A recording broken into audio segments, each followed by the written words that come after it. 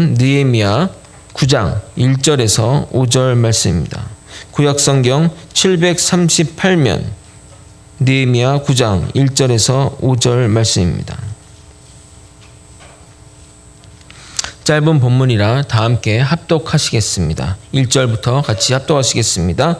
그달 20 이스라엘 자손이 다 모여 금식하며 굵은 베옷을 입고 티끌을 무릅쓰며 모든 이방 사람들과 절교하고 서서 자기의 죄와 조상들의 허물을 자복하고 이날의 낮 4분의 1은 그 자리에 서서 그들의 하나님 여호와의 율법책을 낭독하고 낮 4분의 1은 죄를 자복하며 그들의 하나님 여호와께 경배하는데 레위 사람 예수아와 바니와 감미엘과 스바냐와 분니와 세레바와 바니와 그나니는 단에 올라서서 큰 소리로 그들의 하나님 여호와께 부르짖고 또 레위 사람 예수아와 감미엘과 바니와 하삼니아와 세레바와 호디아와 스바냐와 부다히아야 이르기를 너희 무리는 마땅히 일어나 영원부터 영원까지 계신 너희 하나님 여호와를 송축할지어다.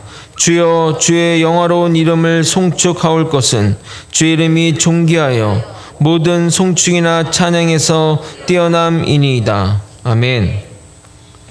나팔절 절기를 통해 말씀의 은혜를 받은 이스라엘 백성들의 대표들은 그 다음날 에스라에게 찾아가 말씀 가운데 들었던 이 초막절 절기를 물어보게 됩니다.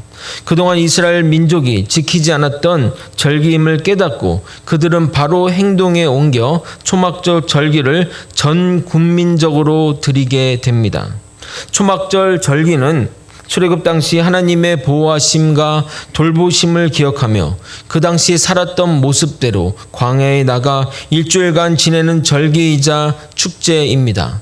지금도 이스라엘 땅에 가게 되면 초막절이 되면 많은 수의 유대인들이 광야로 나가 텐트와 여러 가지 부대 시설을 만들고 그러한 것들을 체험하며 즐겁게 보낸다고 합니다. 사정이 안 되는 사람들은 자기 집 지붕이나 동네 근처 공터에 초막을 치고 지낸다고 합니다. 마치 우리가 졸업한 후에 오랜 시간이 지나서 동창회로 만나 과거에 입던 교복을 입고 과거의 시간을 추억하시는 것이라 보면 되겠습니다. 1년에 한 주 또는 최소한 며칠은 이렇게 세상과 분리되어 주님과 만나는 시간들이 반드시 필요하다고 생각합니다. 청소년들에게 물어봤을 때 언제 하나님을 만났냐는 그 질문에 대부분 18명 정도는 수련회 때라고 말합니다. 수련회 때 말씀이나 프로그램이 좋아서라기보다는 세상과 분리되어 말씀과 찬양과 기도를 주로 하니 자연스레 하나님만 바라보게 되고 그것이 주님을 만나는 계기로 발전하는 겁니다. 저는 코로나가 진정이 되고 또 코로나가 또 종식이 된다면 정말 1년에 한 번은 정교인이 외부로 나가 함께 시간을 보내면서 말씀과 기도 가운데 정말 그런 깊은 곳으로 나아갔으면 좋겠습니다. 초막절 절기를 보내고 8일째 되는 날은 성회로 모였는데 그날은 히브리어로 세미니 아체레트라라고 부릅니다. 근데 이 말의 의미가 참 재미난데 뜻이 뭐냐면 만류하다, 억제하다 라는 의미입니다. 7일간 초막절 절기를 지내고 마치고 돌아갈 때 하나님과 동행한 이스라엘 백성들에게 하나님이 하루만 더 있다 가라, 하루만 더 머물다 가라 라고 하신다는 의미로 이렇게 부른다고 합니다. 사실 하나님이 머물라고 한다기보다는 하나님과 동행하는 일주일을 지내다 보니 너무 행복해서 인간이 떠나고 싶지 않은 마음을 그렇게 표현한 것이라 생각합니다. 제가 또 청소년 생각할 때 수련회 아이들이 이렇게 오게 되면 정말 아이들 표정이 다 죽을 상입니다. 끌려온 표정, 썩은 표정으로 그냥 핸드폰만 보고 있고 마치 핸드폰을 거두면 당장이라도 집에 갈 것처럼 하는 아이들이 시간이 점점 지나면서 핸드폰을 집어 던지고 그냥 거들떠도 보지 않고 정말 말씀과 찬양과 하는 모습을 보면서 나중에는 하루만 더 있으면 안 돼요 하던 모습으로 변해가는 것이 눈에 생생합니다. 거제 소망교회 성도 여러분, 주님 품안에 있는 것이 참 행복입니다. 아멘. 오늘 본문의 배경은 초막절 성회로 지낸 후 이틀 후인 24일입니다. 왜 그들이 다시 모였는지, 또 무엇을 하려고 모였는지 살펴볼 예정입니다. 이것이 우리 신앙생활의 교훈이 되며 우리 또한 이러한 삶의 방향으로 나아가야 할 것을 기대하며 말씀을 전하고자 하오니 은혜의 시간이 되었으면 좋겠습니다. 이스라엘 백성은 초막절 절기를 마치고 성회까지 한 후에 24일 날 다시 모이게 됩니다. 초막절 절기가 15일부터 21일까지고 성회가 22일이니 정확히 이틀 후에 다시 모인 것입니다. 그들이 모여서 무엇을 했을까요? 1절을 한번 함께 읽도록 하겠습니다. 다시 한번 읽겠습니다. 그달 20나흘날에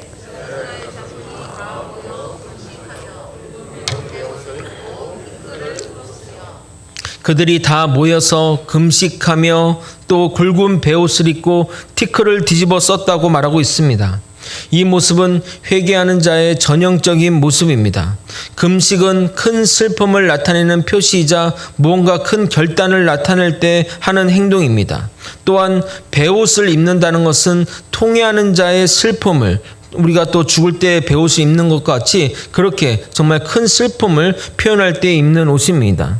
그리고 이렇게 죄를 뒤집어 쓰면서 내가 이렇게 죄가 많은 존재임을 회개함으로써 자신의 슬픔과 회개가 얼마나 크고 간절하고 진실된 것을 행동으로 보여지는 모습으로 외면적으로 표현한 것입니다. 더 극한 표현으로는 옷을 찢기까지 하기도 합니다.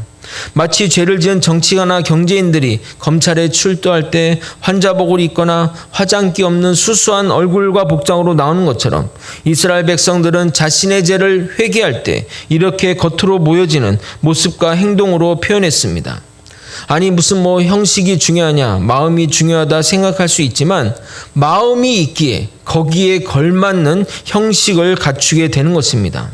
누군가 여러분에게 정말 미안해서 사과로 나왔는데 껄렁껄렁하고 나왔다고 한다면 그런 사람의 그 사과가 진실되게 전달되지 않을 것입니다. 그러므로 결코 형식을 무시하면 안 되는 것입니다. 그런데 제가 초막절 절기를 말씀드리면서 초막절은 하나님이 자신들에게 베푸신 그 은혜를 감사하며 즐겁고 행복하게 보내는 시간이라고 말씀드렸습니다. 그런데 왜 그들은 이 초막절 절기를 지낸 이후에 자신의 죄를 자복하며 회개의 자리로 모인 것일까요? 그들이 보낸 초막절 절기는 여느 초막절과 다른 초막절이었습니다.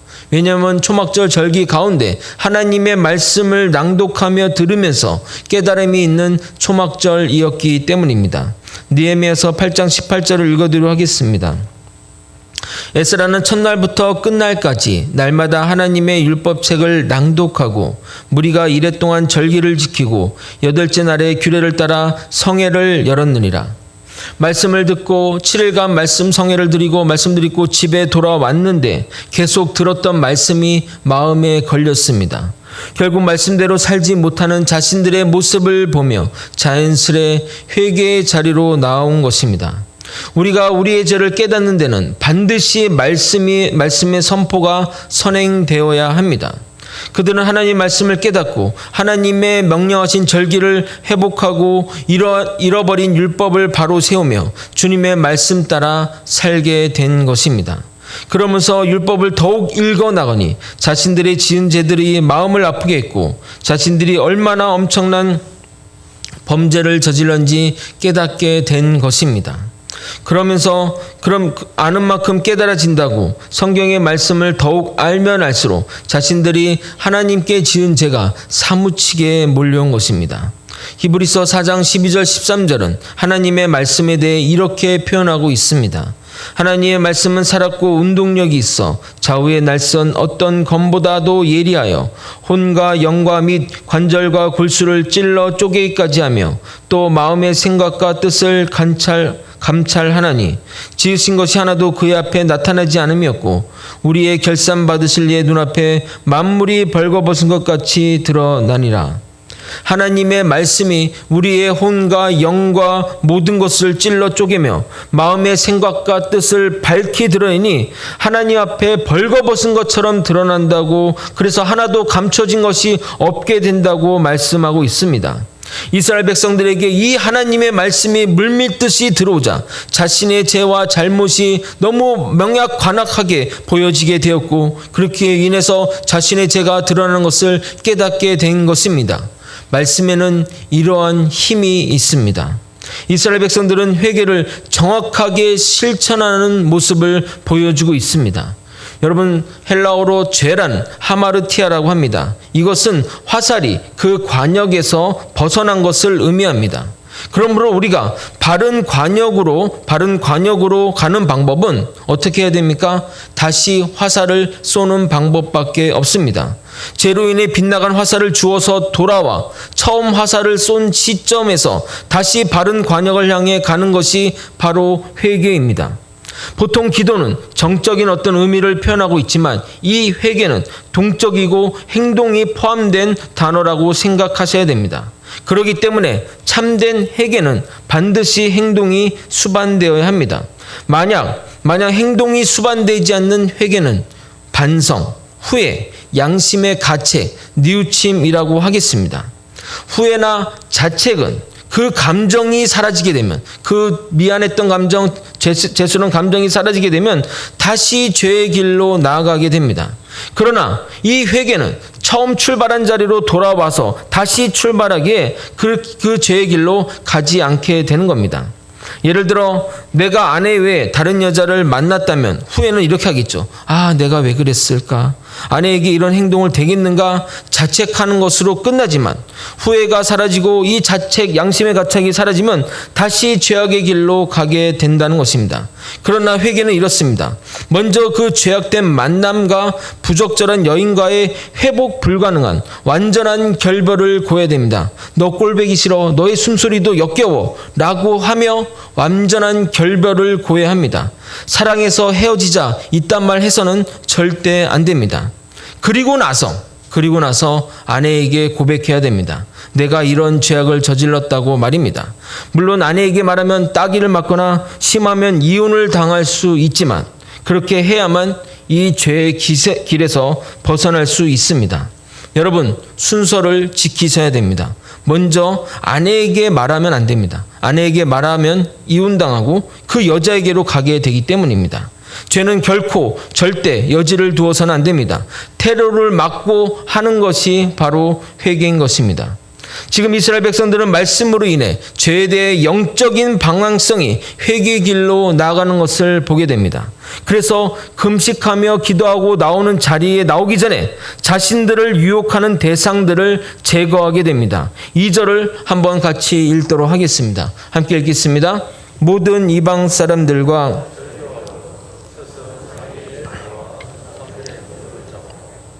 먼저 그들은 이방 사람들과의 절교하였다고 합니다. 이스라엘의 모든 죄는 이방으로부터 죄와 우상이 들어왔습니다.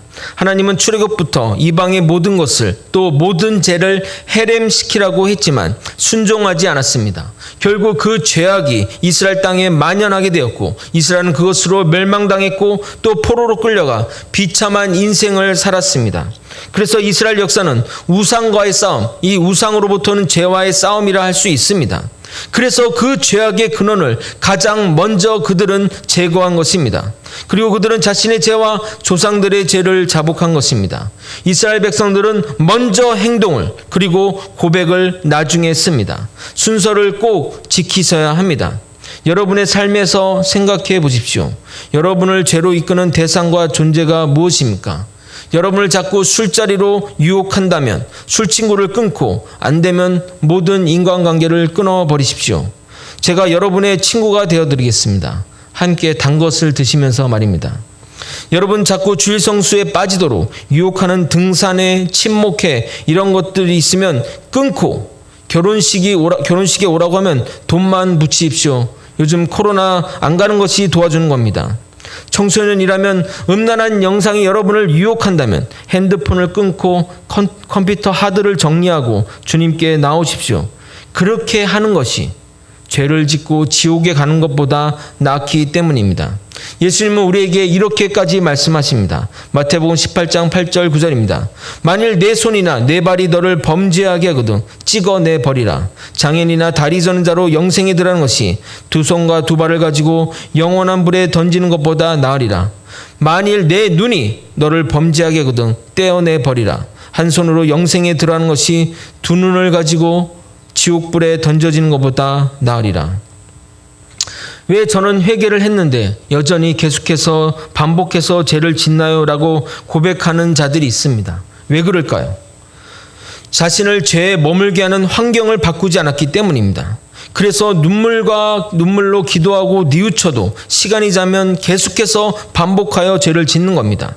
우리가 우리를 죄로 이끄는 환경과 관계를 끊지 않으면 반드시 우리는 그 죄의 길로 돌아가게 됩니다. 정말 죄에서 자유롭고자 한다면 죄된 환경을, 자꾸 나를 죄로 몰아가는 상황을 없애야 진정 자유하게 되는 겁니다. 만약 그렇게 계속 죄된 환경을 내버려 두고 죄만 고백하다 보면, 죄만 아버지 주님께 고백하다 보면 나중에는 양심의 화인을 받아 죄를 죄같이 여기지 않고 도덕 불감증의 상태에 빠지게 됩니다. 이것은 예수를 믿는 것과는 상관이 없습니다. 예화의 연속성을 위해 계속 같은 주제로 설명드리도록 하겠습니다. 예수를 믿는 사람도 잘못된 만남을 합니다. 통계에 따르면 예수 믿는 사람과 일반 사람들의 바람피는 비율이 거의 비슷하다고 합니다. 물론 아마도 처음에는 내적인 갈등이 있었을 것입니다. 그래서 교회에 와서 눈물로 기도하며 다시는 그런 죄를 짓지 않겠다고 다짐합니다. 그러나 여전히 죄된 환경을 그대로 두면 예배를 마치고 나가는 순간부터 유혹은 시작됩니다. 처음에는 의지를 발휘해 전화도 안 하려고 하고 만나지 않으려고도 노력합니다. 그러나 그 의지는 오래 가지 못합니다. 다시 그 잘못된 만남을 시작하게 됩니다.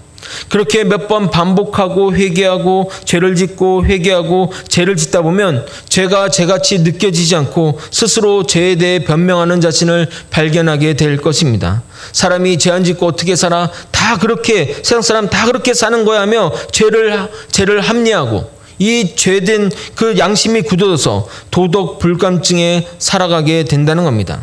나중에는 그 부적절한 사람과 같이 주일 예배를 같이 드리러 오는 관계까지 발전하게 됩니다. 본교회가 아닌 다른 교회로 말입니다. 거짓말 같겠지만 실제 있었던 일입니다. 오전에는 자신들의 가족과 본교회에서 예배를 드리고 오후에는 애인과 다른 교회 가서 같이 예배 드리러 가기도 했다고 합니다. 죄를 진정으로 회개하여 다시는 죄의 길로 가지 않기를 바란다면 그 죄된 관계, 죄된 환경을 걷어내야 합니다. 철저히 걷어내야 합니다. 이스라엘 사람들은 이방인들과 절교를 했다고 말합니다. 그렇게 해야만 죄에서 자유로워지는 것입니다. 그들은 죄된 환경을 완전히 제거하고 나와서 자신의 죄와 조상들의 허물을 하나님께 고백합니다. 이 조상의 허물을 고백하는 것은 내가 조상의 죄를 짊어지겠다는 의미도 있겠지만 조상이 걸어간 길을 다시는 자기는 걷지 않겠다는 그 결심의 고백인 것입니다.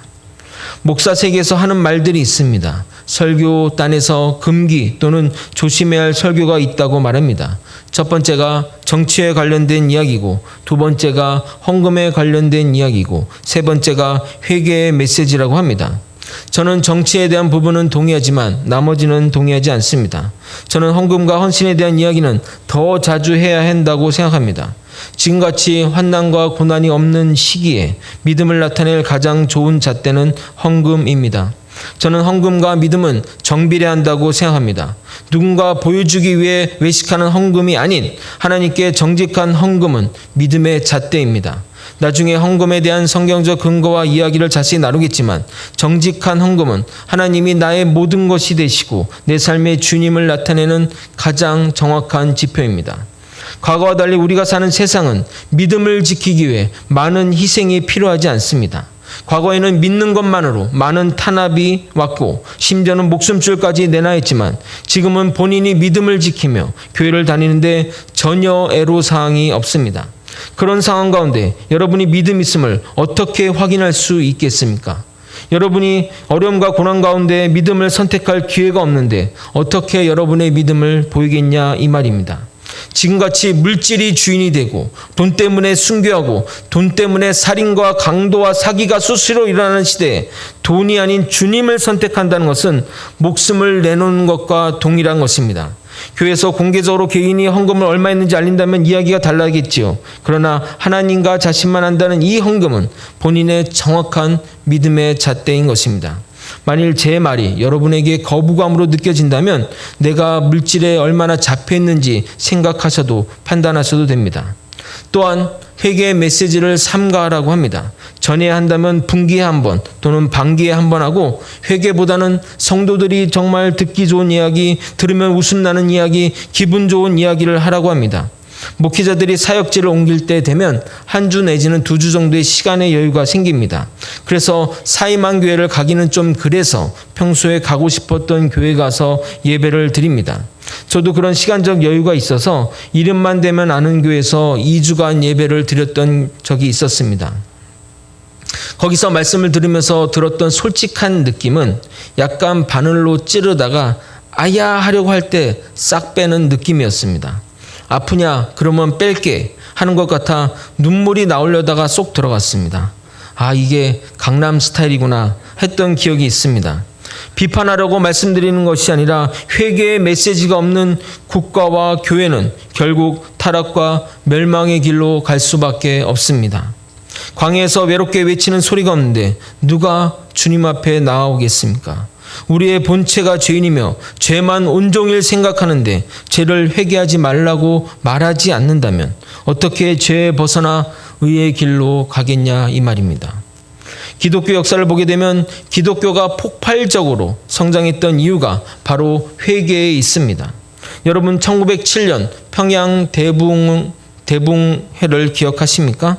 1907년에 평양에서 놀라운 일이 벌어졌습니다. 바로 평양 대붕이 일어났는데 그 시작이, 그 출발이 바로 회개에서 시작되었습니다.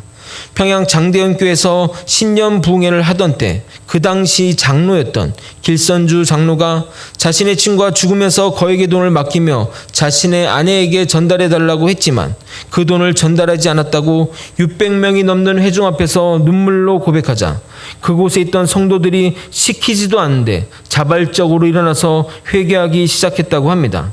청일전쟁 당시 자신의 아이를 죽인 여성, 불치병에 걸려 아파하는 아내에게 매일 술만 마시며 저주를 퍼부었던 남성, 첩을 2명이나 두고 가정을 외면했던 남성, 선교사의 돈을 14진이나 훔친 여성 등등 자신의 죄를 고백하기 시작했습니다. 당시 이 회개를 목격한 여 선교사는 마치 감방의 지붕을 여는 것 같았다. 살인, 강간 등 상상할 수 없는 엄청난 죄가 고백되었다고 기록할 정도였습니다. 이 놀라운 회개의 역사가 한국 기독교의 부흥을 이끌었던 겁니다. 회개는 교회와 사회가 정화되는 시간이며 더 영적으로 성장하는 시간입니다. 사도행전에 보게 되면 초대교회 시절 베드로가 회당에서 설교를 했습니다. 우리의 죄악으로 우리는 멸망이 예약된 존재들인데 예수님이 구원하시기 위해 이 땅에 오셨는데 너희가 그 예수를 십자가에 못 박았으나 하나님이 그를 우리의 주와 구세주가 되게 하셨다고 설교하자 거기 있던 사람들이 마음을 찔려 우리가 어떻게 할꼬라고 물었다고 합니다. 그러자 베드로는 그들에게 회개하라고 선포했습니다. 모든 이들이 회개함으로 죄로 물든 삶에서 돌아나오자 그때 초대교회가 엄청나게 부흥시켰습니다. 찬찬히 한번 찾아보도록 하겠습니다. 사도행전 2장 36절에서 38절 그리고 41절입니다. 사도행전 2장 36절에서 38절 그리고 41절입니다. 함께 읽겠습니다. 그런즉 이스라엘의 온 집은 확실히 알지니 너희가 십자가에 못 박은 이 예수를 하나님이 주와 그리스도가 되게 하셨느니라. 그들이 이 말을 듣고 마음에 찔려 베드로와 다른 사도들에게 물어 이르되 형제들아 우리가 어찌할꼬 하거늘 베드로가 이르되 너희가 회개하여 각각 예수 그리스도의 이름으로 세례를 받고 죄사함을 받으라. 그리하면 성령의 선물을 받으리니 그 말을 받은 사람들은 세례를 받음에 이 날의 신도의 수가 3,000이나 더하더라. 이처럼 회개는 교회를 정화시키고 교회를 부흥시킵니다. 듣기 좋은 이야기로 성도들이 늘어났다면 그것은 안 좋은 살이 늘어난 것과 마찬가지입니다. 안 좋은 음식을 먹어도 살은 더 잘 찝니다. 그러나 그렇게 늘어난 성도들이 한국 기독교를 개독교로 만드는 것입니다. 이제는 양적 성장이 아닌 질적 성장으로 나아가야 됩니다. 그러기 위해서는 주기적으로 회개의 메시지가 선포되어야 할 것입니다. 다시 본문으로 돌아와 자복하며 회개한 그들이 이제 무엇인가를 하게 됩니다. 무엇을 하는지 한번 절 한 절씩 읽고 설명드리고 또 하도록 하겠습니다. 3절 같이 한번 읽겠습니다. 이날에 낮 4분의 1은 그 자리에 서서 그들의 하나님 여호와의 율법책을 낭독하고 낮 4분의 1은 죄를 자복하며 그들의 하나님 여호와께 형배하는데 3절에 보면 낮 4분의 1, 낮을 12시간으로 따진다면 3시간 정도 서서 하나님의 율법을 듣고 낭독하고 이어서 3시간 동안 죄를 회개하며 여호와께 경배했다고 합니다. 반드시 말씀이 선포가 되어야 하는 겁니다. 4절 또 읽겠습니다. 레위 사람 예수아와 바니와 감미엘과 스바냐와 분니와 세레바와 바니와 그다니는 단에 올라서서 큰 소리로 그들의 하나님 여호와께 부르짖고 4절에 레위인 중 8명이 단에서 여호와의 이름을 부르짖는다고 하고 있습니다. 마치 우리가 통성으로 기도를 인도하는 모습이 연상되지 않습니까? 5절 또 읽겠습니다. 또 레위 사람 예수아와 감미엘과 바니와 하삼네아와 세레바와 호디아와 스바냐와 부다히아는 이르기를 너희 무리는 마땅히 일어나 영원부터 영원까지 계신 너희 하나님 여호와를 송축할지어다. 주여 주의 영화로운 이름을 송축할 것은 주의 이름이 존귀하여 모든 송축이나 찬양에서 뛰어남이니이다. 마치 사역자들이 성도들에게 일어나서 다 함께 하나님을 찬양합시다라고 하는 것 같습니다. 너희 무리는 마땅히 일어나서 영원부터 영원까지 계시는 하나님 여호와를 찬양하라고 선포하고 있습니다. 지금 그들이 무엇을 한다고 생각하십니까? 네, 그들은 하나님께 예배드리고 있습니다. 말씀을 듣고 기도하고 찬양하고 있습니다. 예배는 이렇게 말씀과 기도와 찬양으로 이루어집니다. 그 모든 요소가 어우러져야 하나의 예배가 되는 것입니다. 어떤 이들은 말씀이 중요하고 찬양과 기도는 마치 예배를 위한 구색 맞추기라고 생각하는데 결코 그렇지 않습니다. 각 요소가 절대적으로 다 필요한 것입니다. 하나라도 빠진다면 예배는 힘을 잃어버리게 됩니다. 이 모든 것이 다 기도로 통하게 됩니다. 찬양은 노래로 하는 기도이며 설교는 듣는 기도입니다. 기도가 무엇입니까? 하나님과 대화 아닙니까? 그래서 기도를 하나님과의 영적인 호흡이라고 말하는 겁니다. 예배를 통해 주님을 만나고 주님과 대화하고 주님의 임재를 경험하는 것입니다. 거제의 소망교회 성도 여러분, 여러분은 예배 가운데 주님을 만나고 주님은 여러분에게 말씀하시는 것이 들리고 여러분의 기도를 주님이 들으신다고 생각하십니까? 여러분이 드리는 이 예배당 안에 주님의 임재가 가득하다고 생각하십니까? 만약 그렇지 못하다면 우리는 예배를 실패하고 있는 것입니다. 그런데 물론 모두가 실패하는 것은 아닙니다. 어떤 이들은 이 예배 가운데 주님을 만나고 있기 때문입니다. 무엇이 이 차이를 만들어낸다고 생각하십니까? 바로 그것이 회개입니다. 성경 66권 31,102절 가운데 피조물인 인간이 하나님을 볼 수 있다고 말한 성경 구절은 딱 한 구절 뿐입니다.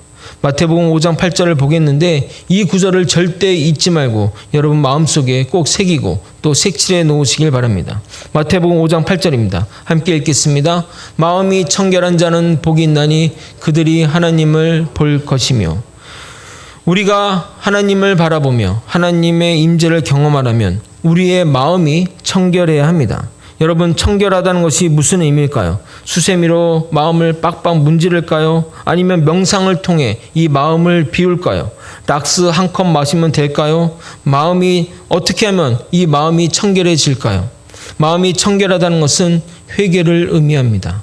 회개로 인해 죄로부터 자유롭게 되고 그로 인해 하나님의 임재를 경험하며 하나님을 보게 된다는 것입니다.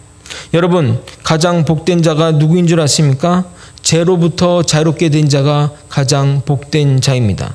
시편 32편 1절 이렇게 얘기합니다. 허물의 사함을 받고 자신의 죄가 가려진 자는 복이 있도다.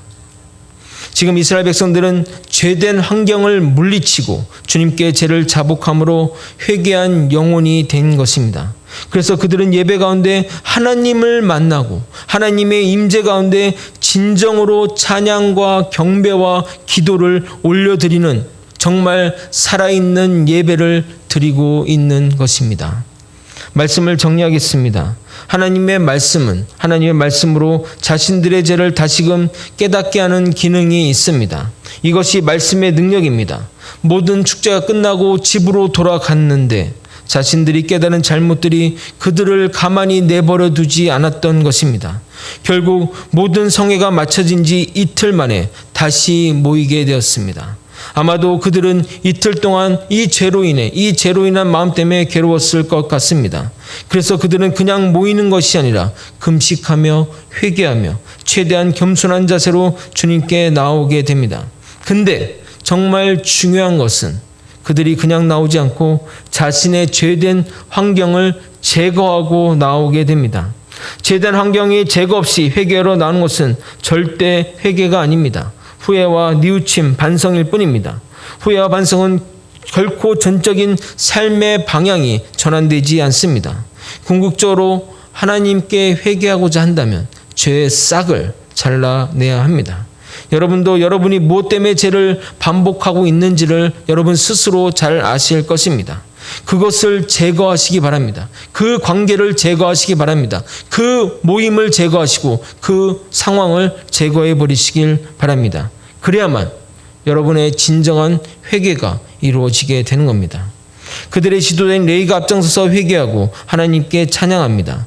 영적 지도자는 정말 중요합니다. 한 명의 종교 지도자가 타락하면 그 영향력은 엄청납니다.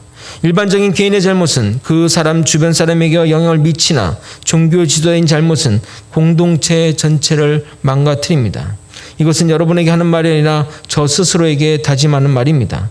절대 죄의 유혹에 빠져서 하나님의 영광을 가리지 않도록 해야 할 것입니다. 죄로부터 자유로워진 이스라엘 백성들은 진정한 하나님께 예배를 드리고 있습니다. 하나님을 모시고 하나님의 임재 가운데 정말 하나님께 예배를 드리고 있는 것입니다. 이것이 바로 성령 충만한 예배, 하나님의 임재가 가득한 예배, 말씀이 살아있고 기도와 찬양이 살아 움직이는 예배인 것입니다. 이 모든 것이 회개에서 비롯된 것임을 잊지 마시길 바랍니다. 죄를 멀리하고 죄된 환경을 제거하고 회개함으로 하나님께 온전한 예배를 드리는 저와 여러분이 될 수 있도록 예수님의 이름으로 소망합니다.